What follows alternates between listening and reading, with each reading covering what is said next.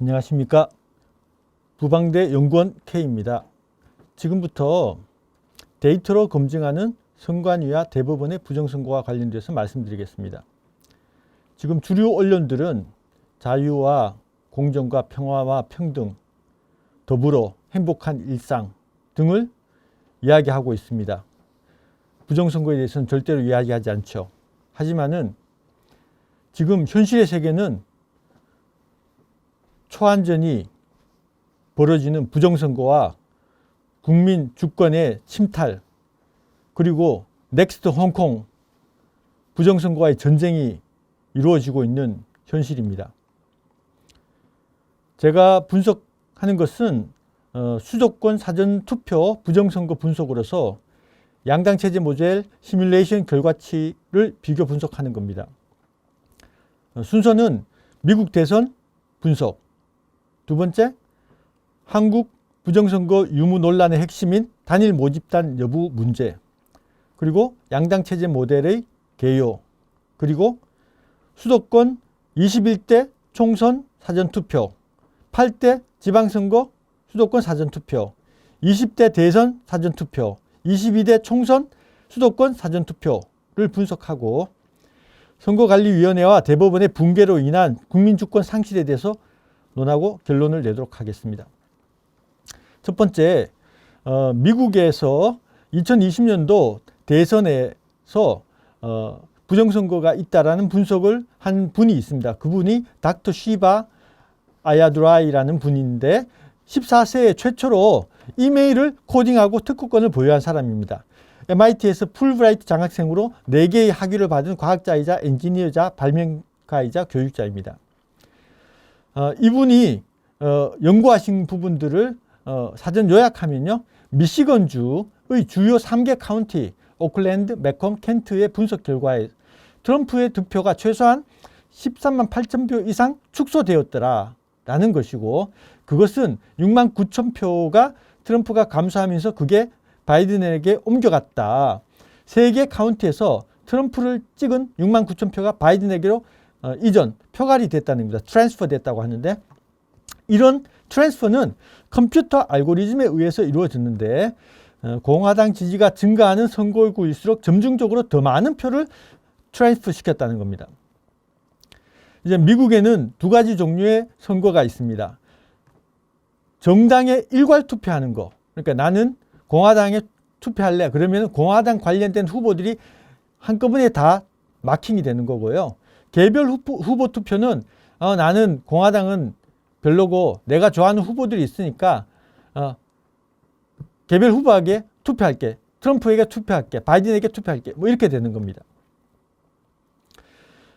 그런데 일반적인 경우에는 이 X축이 공화당 득표율입니다. 그 선거구에 있어 가지고 선거구라고 그러면 영어로는 프리싱트라고 하는데 이거는 우리나라의 투표소에 가깝습니다. 제1투표소, 제2투표소 할 때 이 투표소의 득표율에 따라서 일반적인 경우는 공화당의 득표율과 트럼프의 득표율이 비슷하게 나오기 때문에 이 차이값을 나타내는 차이가 0을 기준으로 해서 아래 위로 움직이게 됩니다. 하지만은 만약에 트럼프가 더 인기가 있다면은 이 공화당 득표율 대비해서 일정 수준으로 더 높은 수준에서 이 수평적인 추세를 가지게 될 겁니다. 예를 들면은 공화당이 60%일 때 트럼프는 한 10% 더 많이 받아서 한 70% 정도 이렇게 득표가 된다는 겁니다. 이런 의미입니다.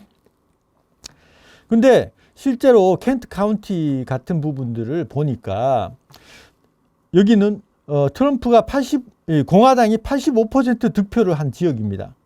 그런데 트럼프의 득표가 공화당이 득표율이 높은 곳으로 가면 갈수록 공화당 평균 대비 추세적으로 하락해서 여기는 마이너스 25%까지 갔다는 거죠. 그 말은 무슨 말이냐? 지역구는 85% 득표를 받았지만은 트럼프는 마이너스 25%인 60% 지지만 받았다는 겁니다. 득표만 했다는 겁니다. 그래서 이게 굉장히 공화당 득표율이 높은 곳으로 갈수록 그 차이가 더 벌어지는 그런 현상이 나타났더라. 그래서 이거를 분석해 보니까 트럼프에서 22만 5천 표를 빼고 바이든한테 22만 표를 넣었다. 이런 식으로 분석이 다 되라는 겁니다. 그래서 뭐 지금 여기는 간단하게 결론만 내기 때문에 다른 여러 분석들은 상략하고요. 결론적으로 이분은 미국의 현재 선거 시스템 하에서는 투표와 개표, 인풋과 아웃풋이 모두 검증 불가능하다. 그렇기 때문에 개선을 해야 되는데 어떻게 해야 되느냐? 영구 유권자 등록 카드를 마련해야 된다. 저희들은 이제 한국은 신분증이 있잖아요. 주민등록증. 미국에는 그게 없습니다. 그래서 영구 유권자 등록 카드가 있어야 되고 모든 프로그램은 소스를 공유해야 된다. 뭐 표갈이나 이런 것이 있는지 없는지 확인해야 된다는 겁니다.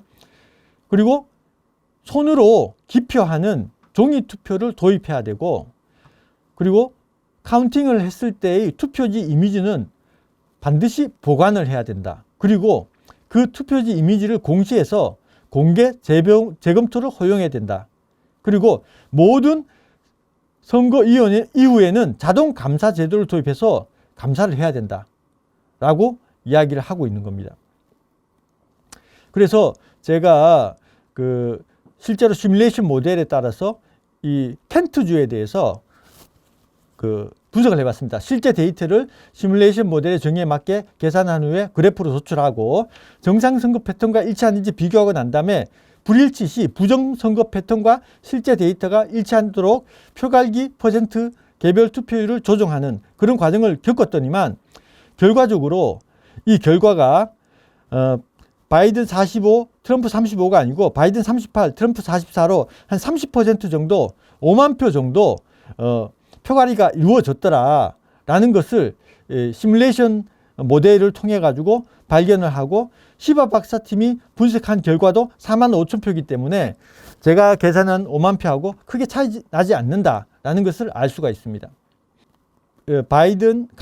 켄트 카운티의 트럼프 바이든 개별 투표율과 정당 일괄 투표율의 차이를 가지고 분석한 것들, 아까는 이제 요 내용이 있었죠. 근데 이걸 바이든한테까지 좀 넓힌 겁니다. 요 분석하고 켄트 투표소별 특정 후보 개별 투표율과 평균 개별 투표율과의 차이.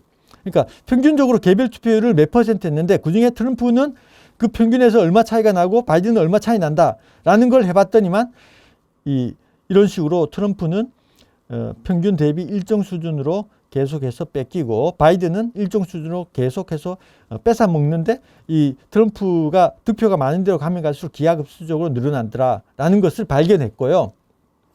이거를 한국의 수도권에다가 대입을 시키면 유사한 현상이 그대로 나타나더라 라는 것을 발견했습니다. 지금 부정선거와 관련되어서 가장 핵심적인 부분이 뭐냐면 데이터에 있어 가지고 이렇게 당일 투표와 사전 투표와 관련되어서 득표율 차이가 요번에 4.15 총선 2020년 4.15 총선에서 굉장히 많이 벌어졌습니다. 10% 이상 벌어졌어요. 이것과 관련되어서 기존에 박승현 통계학교 회장하셨던 서울대학교 명예교수 같은 경우에는 전체 유권자는 하나의 모집단이다. 사전투표, 당일투표 그룹의 표심이 현격하게 차이 날 수가 없다. 그 말은 무슨 말씀이냐면은 이렇게 차이 난 거는 자연적인 상태에서는 이루어질 수 없는 거기 때문에 이게 부정선거의 증거다. 라고 이야기를 하는 것이고 초대 중앙선거 여론조사 공정심의위원장을 지낸 김영원 숙명여대 통계학과 명예교수 같은 경우에는 이분은 여론조사 공정심의위원장 하셨던 분이죠. 그러니까 선관위하고 좀 인연이 있다고 봐야 되는데 사전투표는 본투표의 표본이 아니라 또 다른 모집단으로 큰 수의 법칙을 잘못 적용했다. 박승현 교수님 당신이 틀렸습니다. 그렇게 이야기를 한 겁니다. 경찰에서도 사전투표 자체가 표본 아닌 모집단인 만큼 별도의 모집단인 거죠. 모집단이 2개다. 큰 수의 법칙을 적용하기 어렵다고 판단했기 때문에 부정선거와 관련돼서 적극적으로 수사하지 않고 있다는 그런 이야기가 되겠습니다. 제가 아는 거는요, 과연 부정선거, 정상선거를 시뮬레이션을 돌렸을 때 어떤 모습이 나오고, 그리고 실제 선거 데이터가 이 시뮬레이션에서 부정선거 패턴에 해당되는지, 정상선거 패턴에 해당되는지를 분석하고, 실제로 표가리가 이루어졌다면 몇 퍼센트 부정선거가 이루어졌겠다라는 것을 분석하는 겁니다. 그래서 이제 양당 체제 모델이라고 해서 논리적으로 모든 선거구의 투표 인원은 1000명으로 동일하며 이들은 100% 투표한다. 선출 후보는 민주당, 국힘당 각 1명씩 총 2명이다. 선거는 사전선거와 당일선거로 나눈다. 선거구는 국힘당 지지율을 기준으로 일정 지지율 간격으로 10%에서 100%까지 골고루 분포한다. 그리고 이것을 바탕으로 해가지고 각가지 데이터들을 도출을 해내고, 그거를 실제 양당 투표자의 합시 각 선거구 투표자의 100%가 되게 선거 데이터를 추출한 뒤에 양당 체제 모델 시뮬레이션 그래프하고 실제 선거 데이터를 비교한다 라는 방식이 되겠습니다.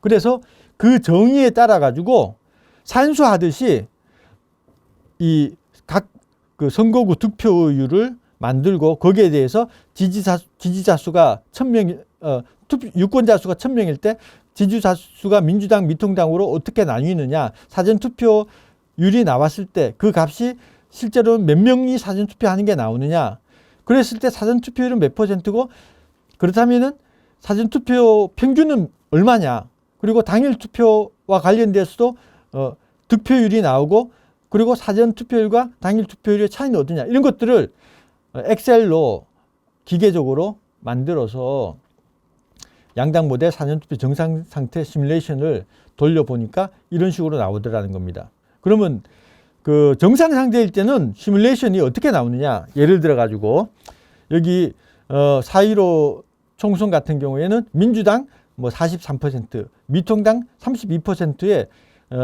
그리고 평균 사전투표율은 38.1%의 경우에 어떻게 나오느냐, 민주당은 평균적으로 43.7%의 수평적인 추세선을 나타내고, 미통당은 평균적으로 32.5%의 수평적인 추세선을 나타낸다.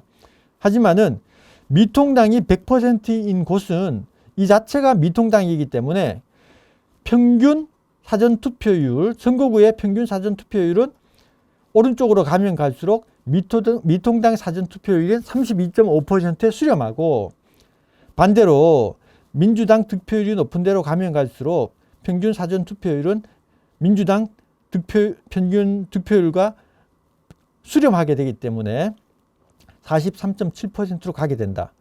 그렇기 때문에 평균 선거구에서의 평균 사전투표율은 이렇게 우하향하는 모습이 될 것이다. 만약에 미통당이 사전투표율이 더 높으면은 반대로 올라가는 형식이 되겠죠. 그리고 이거를 평균을 기준으로 해서 평균과의 차이를 보면 이런 식으로 이 두 추세선이 평행하게 우상향하는 모습이 되게 됩니다. 왜냐하면 차이를 나타내는 거기 때문에 결과적으로 미통당이 100%인 지역에서는 미통당의 사전투표 추세와는 만나게 되고, 그리고 민주당과는 평행하게 위로 올라가게 됩니다. 반대로 가면 민주당이 100%이기 때문에 0이 되고 미통당은 이렇게 되는 그런 모양이 나오게 된다. 이거는 논리적으로 시뮬레이션을 했을 때 이렇게 나온다는 겁니다. 그리고 만약에 일정 비율을 훔쳤다고 봤을 때는 이런 형식의 그래프가 나온다는 겁니다. 뭐냐면 사전투표든 당일투표든 모집단이 동일하기 때문에 원래는 평균 사전투표율인 이 38.1%가 원래의 사전투표율일 것이다. 그런데 여기에 25% 표가리가 이루어져서, 그러니까 미통당의 표가 25%씩 일률적으로 도둑을 맞았다는 거죠. 그렇게 됐을 때 민주당의 사전투표율은 이 왼쪽 민주당 득표율이 낮은 곳에서는 여기는 민주당 텃밭이기 때문에 훔쳐가려고 해도 훔쳐갈 게 별로 없어요. 그래서 아주 평균과 유사한 패턴을 보이다가 오른쪽으로 가면 갈수록 미통당 득표율이 높은 지역이라 훔쳐오는 표수가 많아집니다. 반대로 당일 투표에 있어서 민주당 표는 작기 때문에 점점 작아지는 당일 투표수에다가 점점 많아지는 사전투표 훔쳐온 거를 더하게 되기 때문에 추세선이 사전투표 추세선이 이렇게 기하급수적으로 올라가는 패턴을 보이더라. 이걸 이 평균을 기준으로 해서 봤을 때도 똑같은 패턴으로 나오더라 라는 것이 되겠습니다. 그러면은 이걸 가지고 2020년도 미국 대선 적용을 했을 때 어떻게 나왔느냐. 트럼프의, 그러니까 공화당의 지지율이 높은 곳으로 가면 갈수록 트럼프는 일정 비율로 개별 투표를 뺏기게 되고, 반대로 바이든의 개별 투표율은 기하급수적으로 올라가는 현상이 나타났습니다. 그래서 켄트주는 제가 30% 정도 표갈이 된 걸 분석을 했잖아요. 30% 표갈이 분석했을 때는 이렇게 나타나게 된다라는 것이 확인이 됐습니다. 그리고 21대 총선 수도권에서는 어떤 현상이 일어났는지 보시면은 결과적으로 원래는요 이렇게 녹색 선으로 해가지고 이 평균 사전 투표율이 내려와야 돼요. 왜냐하면은 미통당이 32.5%고 민주당이 43.7%잖아요. 사전 투표율이. 그러면 이 평균값은 이렇게 민주당 100%에서 쭉 미통당 100% 지역으로 추세가 내려와야 됩니다. 근데 실제로 수도권의 평균 사전 투표율을 추세선을 꺼보니까 이 오른쪽 점선이 나왔다는 겁니다. 결과적으로 하락하는 평균 추세선이 아니고 상승하는 평균 추세선이 나왔기 때문에 굉장히 의심스럽다. 그리고 이쪽도 보면 마찬가지입니다. 아래쪽도 보시면 뺏기는 거는 일정 비율로 뺏깁니다. 하지만은 여기는 미통당 표가 적은 데고 여기는 많은 데기 때문에 훔쳐가는 쪽에서는 여기는 굉장히 훔쳐가는 그 투표율이 굉장히 낮게 훔쳐가게 되는 거고 이쪽은 굉장히 높게 훔쳐가게 됩니다. 정상적인 추세선이 여기 있는 녹색선이잖아요. 녹색선인데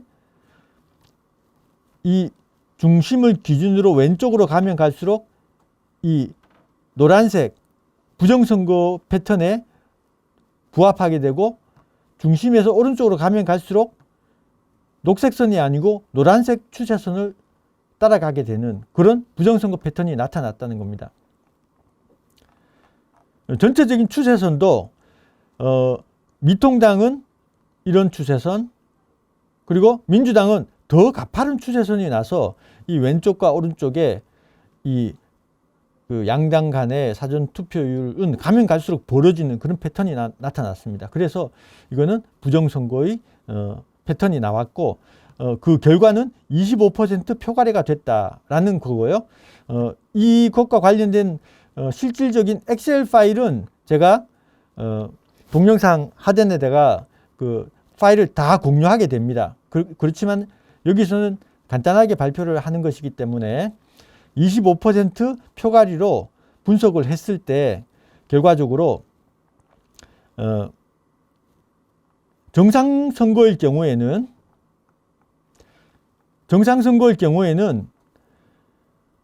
이 추세선에 맞아져야 되는데 보시면 중심에서 왼쪽으로 가면 갈수록 이 정상적인 추세선 안쪽으로 점들이 모이고 중심에서 오른쪽으로 가면 갈수록 정상 추세선 바깥쪽으로 점들이 모이면서 정상 추세선을 따르지 않는다는 걸 알 수 있고, 그리고 25% 표가리를 적용을 하니까 이 오른쪽으로 가면 갈수록 수평적으로 뺏기는 것, 그리고 다시 오른쪽으로 가면 갈수록 기하급수적으로 민주당 사전투표율이 높아지는 것, 이게 부정선거 패턴하고 정확하게 맞아떨어졌다는 거고, 25%를 보정했을 때는 이렇게 사전투표율이 그 평균을 기준으로 해서 모이게 된다는 겁니다. 이렇게 됐던 것이 25% 표갈이 보정을 하니까 이렇게 됐다는 겁니다. 그래서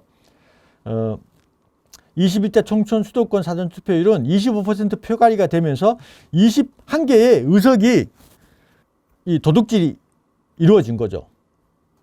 당선자가 변경된 겁니다. 그 선거구와 각각 민주당, 미통당의 후보들 명단이 여기 있습니다. 그리고 8대 지방선거에서도 경기도에서 보시면은 6% 정도, 이게 지금 정상선거 패턴이고 이게 부정선거 패턴이잖아요.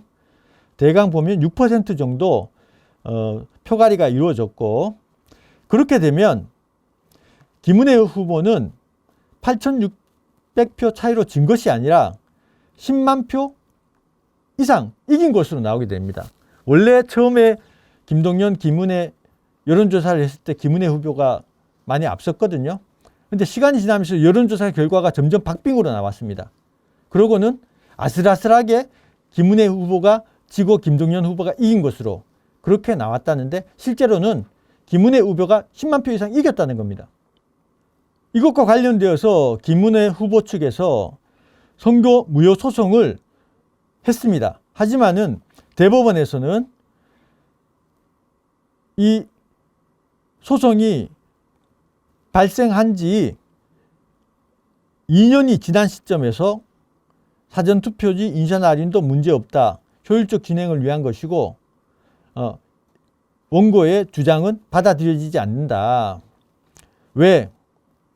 공직선거법에 해당 조항은 사전투표 관리관이 자신의 성명이 각인된 도장을 직접 사전투표용지에 날인할 것을 전제하는 것은 아니다 라는 엉터리 판시를 합니다. 그러면서 이 부정선거, 경기도 부정선거를 덮어버리는 거죠. 4.15 총선 부정선거 이후의 모든 선관위를 대상으로 하는 선거 무효 소송은 이런 식으로 대법원이 늦장 판결을 하면서 다 기각시켜버립니다. 각하시켜버리든지 대법원이 다 뭉개버린 거죠.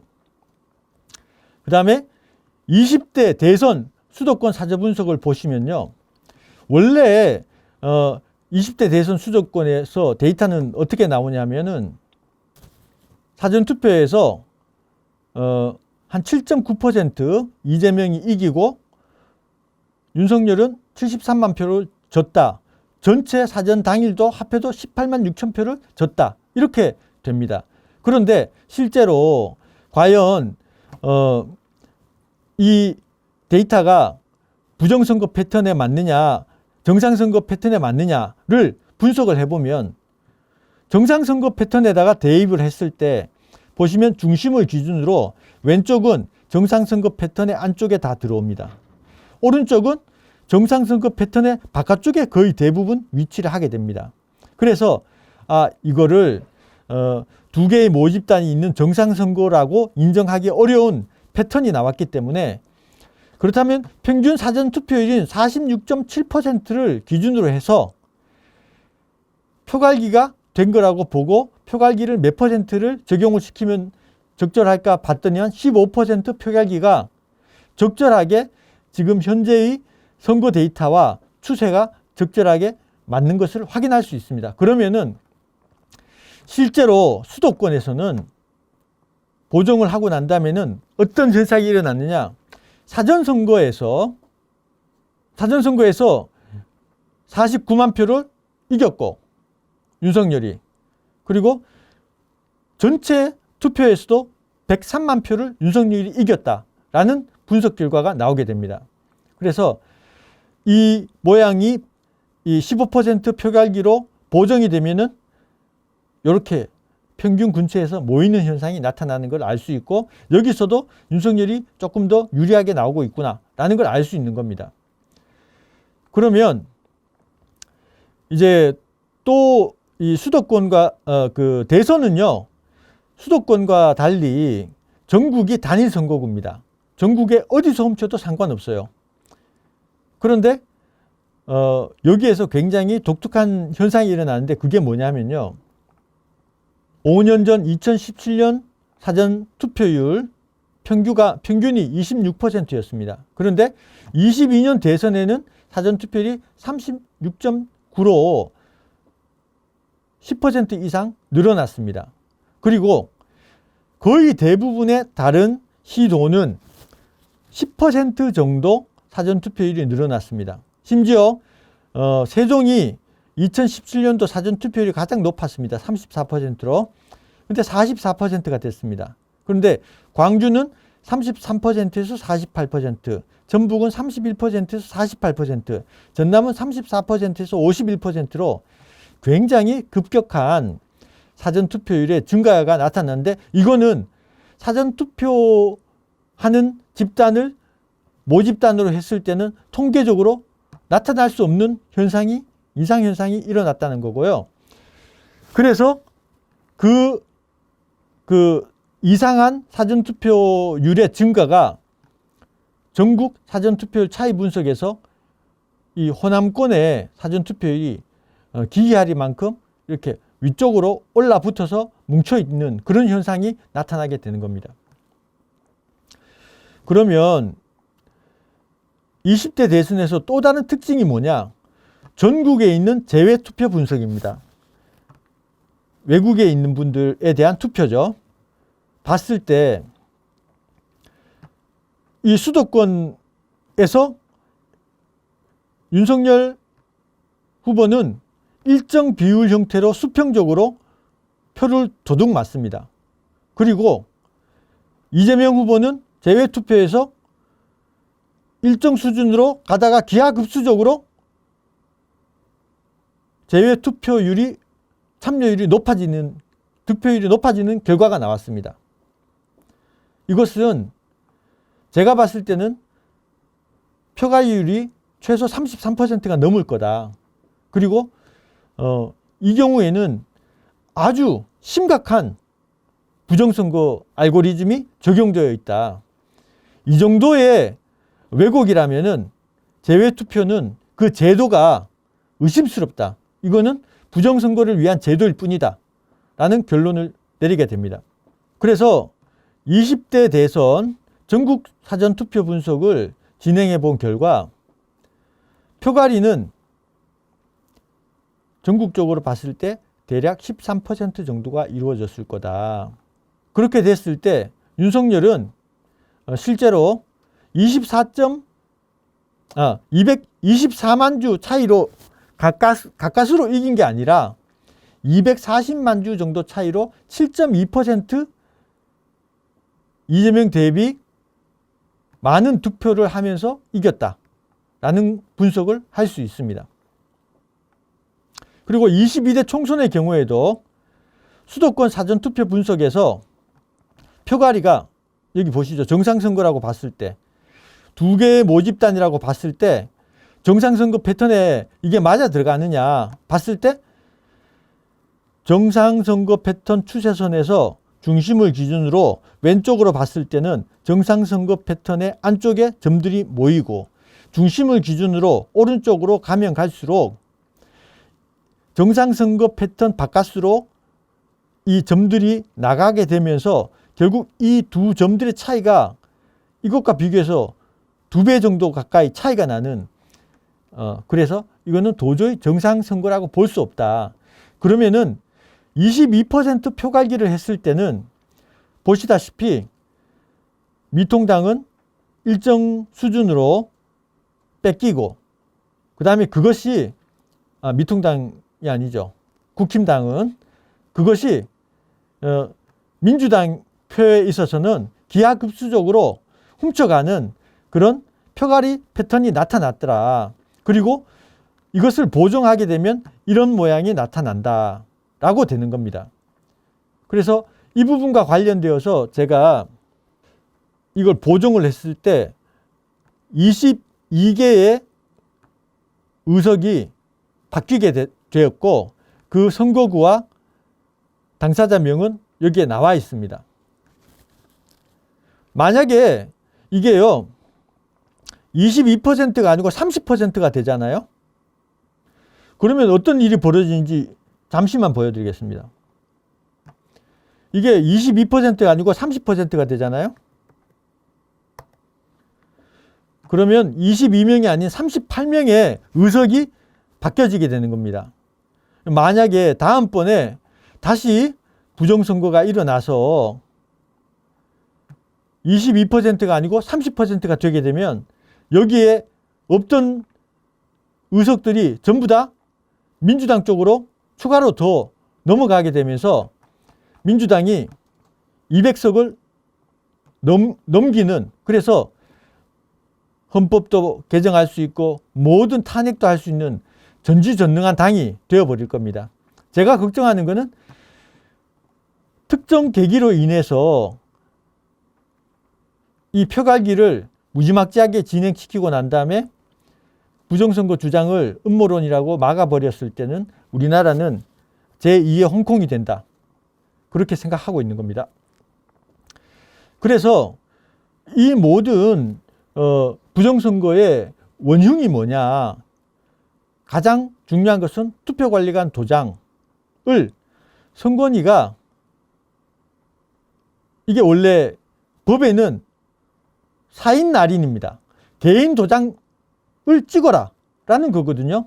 근데 선관위가 투표관리관 도장이란 걸 개념을 만들었어요. 그래가지고 그 이미지 파일을 가지고 만년 도장도 만들고 이미지를 출력도 하고, 그렇게 하면서 요번에 4.15 재검표장에서 갖가지 일장기 투표지, 배춧잎 투표지, 이런 가짜 투표지들이 나왔다는 겁니다. 그러면은 이 투표지가 나왔을 때 이 가짜 투표지에 대한 책임은 누가 져야 되나요? 원래는 투표관리관이 져야 됩니다. 왜냐하면은 투표용지에 대한 합법성을 부여하는 최후의 단계가 투표관리관이 사인을 날인하는 거거든요. 하지만은 선관위가 투표관리관 도장을 투표관리관 사인 날인을 도장으로 창조했어요. 그래서 선관위가 이 도장을 다 관리합니다. 때문에 이런 가짜 투표지들에 대한 책임은 당연히 선관위가 져야 되는 겁니다. 그 다음에 사전선거 용지에 QR코드, 바코드 등을 부착해서 여론 조작의 수단으로 선관위는 활용하고 있습니다. 그리고 대법원의 부정선거 제도화 사례도 심각합니다. 투표관리관 도장을 포함해서 모든 투표용지에 있는 도장의 인쇄나 출력을 판례로서 합법화했습니다. 그러니까 부정선거를 제도화하고 합법화하는데 대법원이 기여하고 있다는 겁니다. 그리고 각종 선거소송 재검표에서 나온 가짜 투표지들을 적법한 것으로 판결하고 기각시켜버립니다. 그리고 대부분의 선거소송을 재검표 없이 각하해서 부정선거를 은폐했습니다. 그래서 선관위와 대법원은 한몸으로서 부정선거의 주범이 되는 겁니다. 제가 왜 이렇게 이야기를 하느냐. 이 재검표장에서 배춧잎 투표지가 나왔습니다. 그럼 선관위에서 이야기하는 건 뭐냐면은 이렇게 나올 수 있다는 거예요. 이렇게 사전투표 발급기에다가 이렇게 집어넣게 되면 이런 식으로 나온다. 그렇게 나오는 거 하고 실제로 배춧잎 투표지가 발생하는 거하고는 다릅니다. 이번 4.15 총선 재검표 이전에는 배춧잎 투표지라는 것이 나온 적이 없어요. 그리고 여기 이 배춧잎 투표지들을 보시면은 청인이 인쇄된 것들이 있습니다.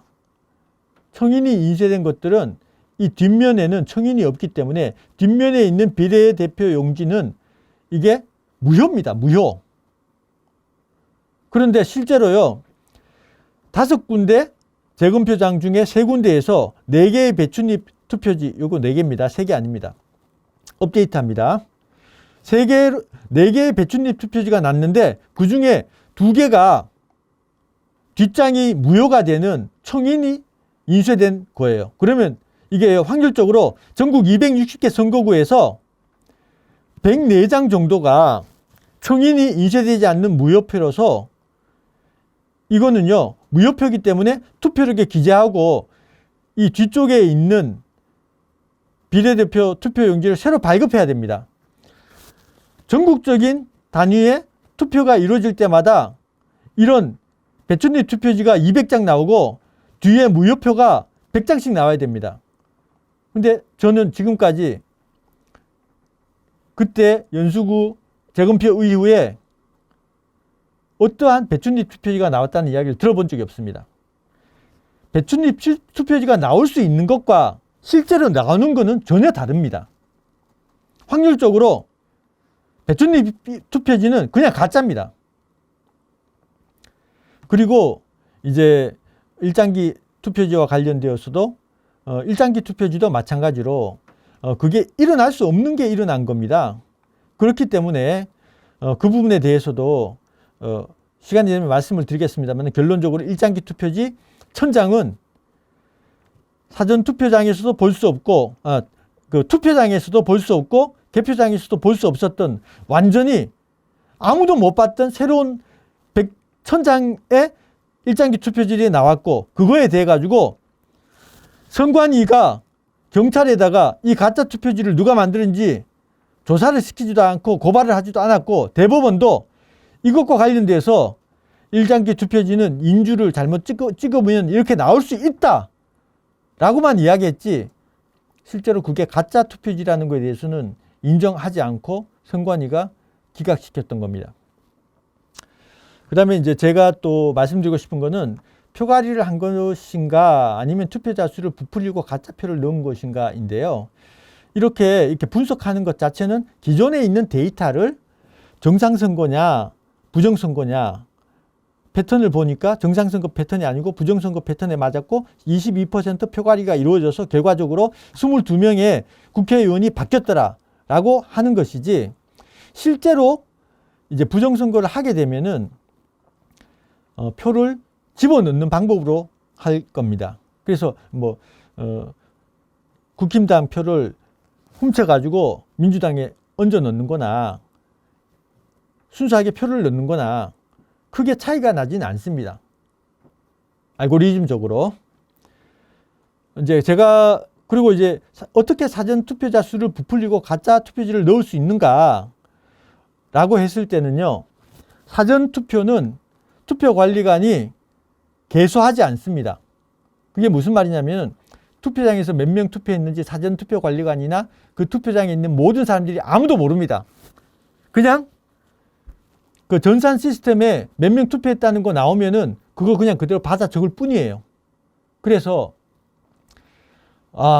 전국에서 수만 명이 투표 과정을 참관하고 지켜보고 있는데 어떻게 부정선거가 있을 수 있냐? 있을 수 없는 거다가 아닙니다. 아무도 사전투표를 지금 각각의 투표소에서 몇 명 했는지 아무도 모릅니다. 전국에 있는 그 수만 명의 참관한 사람들이 아무도 모릅니다. 그리고 이제 제가 왜 실질적으로는 표가리가 아니고 표 얹기를 했었을 거다라고 말씀을 드리냐면은 실제로 미국 대선 요번에 트럼프가 이겼습니다마는 트럼프가 아주 잘했기 때문에 이긴 게 아닙니다. 내용을 보시면 2020년도에 보시면 그 전에 대통령을 할 때 워낙 잘했기 때문에 트럼프 표가 많이 늘어났습니다. 하지만은 민주당은 지금까지 이 표수로 봤을 때 7천만 표를 넘은 적이 없었어요. 그런데 갑자기 바이든 표가 갑자기 1,000만 표? 2,000만 표? 갑자기 늘어나 버린 겁니다. 그래서 어떻게 했습니까? 트럼프가 선거에 불복했죠. 많은 언론들은 트럼프 또라이라고 그랬습니다. 부정선거론자라고. 하지만은 이번에 24년 대선에서 미국 전역에서 변호사 6,500명을 고용하고 부정선거를 막는 활동을 적극적으로 한 결과 트럼프의 득표 수는 조금 줄었어요. 하지만은 바이든의 가짜표가 정상으로 돌아오면서 트럼프가 압승을 하게 된 겁니다. 그래서 미국 대선은 결과적으로 가짜표가 없어지면서 트럼프가 승리하게 됐다. 트럼프가 부정선거라고 주장한 것은 전적으로 옳은 이야기다. 같은 논리가 한국에서도 적용될 수 있고 저는 한국에 만약에 앞으로 사전투표제는 없어져야 되겠습니다만은 사전투표에서 투표관리관 도장이 법대로 투표관리관 개인 사인으로 적용되면서 가짜표를 넣을 수 있는 상황이 제거가 된다면 대한민국 선거에 있어서 사전투표율은 상당히 낮아질 거다. 그렇게 생각하고 있습니다. 여기 있는 게 이제 통합명부 시스템에 있는 투표 현황이거든요. 그냥 이거 보고 적습니다. 사전투표관리관이 개인적으로 카운팅해서 우리 투표소에서 몇 명이 투표했다. 본인이 모릅니다. 선관위에서 정해주면 그걸 적습니다. 실제로 저희 부방대에서 사전투표지 개수지를 만들어가지고 대구 남구 대면 구동에서 아침 8시 10분에 99명이 사전투표, 관내 사전투표 한 걸로 확인했습니다. 그런데 선관위 통합선거정보 시스템에 보니까 137명이라고 된 거예요. 이렇게 개수된 것과 실제 그 선관위 시스템에 있는 사전투표 숫자가 많이 달랐다는 겁니다. 결론입니다. 데이터에 있어서 대한민국 사전선거는 단일한 모집단에 의해서 발생한 알고리즘 투표 바꿔치기 부정선거입니다. 이거는요, 대한민국 사전선거 부정선거는 확정입니다. 확률적으로 부정선거가 아닐 수가 없습니다. 그리고 선관위는 사전투표한 국민들의 투표 성향을 이용해서 여론 조작을 하고 목표 투표 결과를 위한 알고리즘을 사전투표에 적용해서 투표자 수와 결과를 조작하고 자신이 창조한 투표관리관 도장을 활용해서 수백만 표의 가짜 투표지를 만들고 있습니다. 그러면은 누가 국민주권을 침탈한 반국가 세력인가?